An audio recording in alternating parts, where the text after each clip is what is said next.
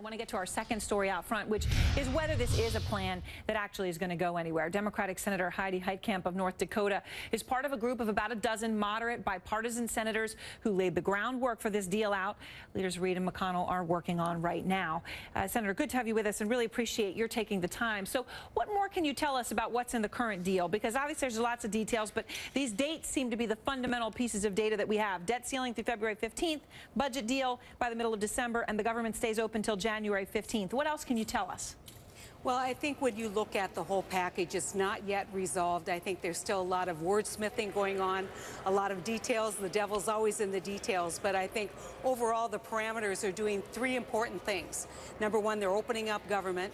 Number two, they are extending the debt limits so we don't default. And three, they are setting a framework for a broader deal into the future without making that too far into the future so that we can begin immediately to deal with debt and deficit issues that I think are bipartisan concern.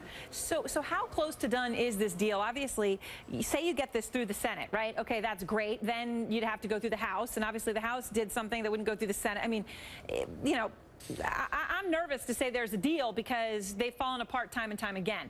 Are you confident? Well, I'm confident that we've made the case that we can't default on the debt. And that date is on Thursday. And so if we do that, we will reap the whirlwind of American opinion.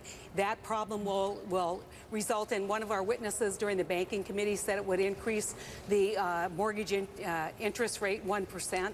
I mean, these are real consequences, and I'm convinced that we've made the case and that everybody understands that we can't play Russian roulette with this fragile recovery with the American economy. So I'm confident that we've set a deadline for getting a deal. What that deal is going to look like ultimately, I think, will continue to evolve over the next 24 hours. And Senator Heitkamp, I hear you when you say, you know, you've gotten to the seriousness of the issue here. But, you know, on this show, we track how many days since the last time this happened when the U.S. lost its top credit rating. It's been 800 days since that happened.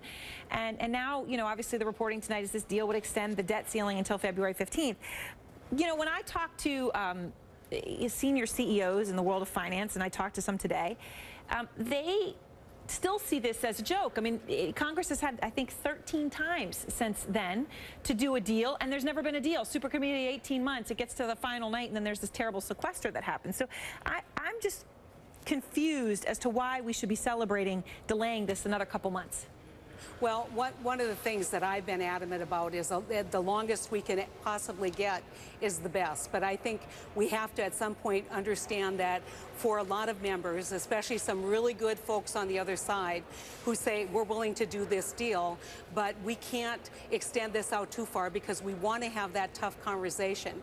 And so I think that one of the things that we've been through is embarrassing to every member of Congress. And hopefully we've learned the lesson. We aren't going to put the American economy on the brink once again. And I know I can just see your cynicism, but I think that there is a committed group, including the 12 or the now 13 that met in Susan Collins' office, who know that this needs to be taken care of. And so I think as we bring in more people, as more and more moderates speak out, I'm encouraged in the future. So, all right, because I mean, obviously I am cynical. You're obviously you're right about that. But I mean, you know, there are moderates like you who, and I don't want to in any way undermine or demean those efforts, but you have been stymied by radicals of both parties. I mean, right? There's no question about that. You have been.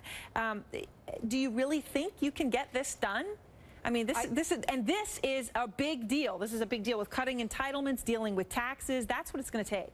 Well, I would tell you, Erin, one of the things that's in this deal is getting back to regular order. And hopefully if we can get that done, if the appropriators do what the appropriators are supposed to do, we can get to Budget Committee, which we've been stymied by the most radical elements.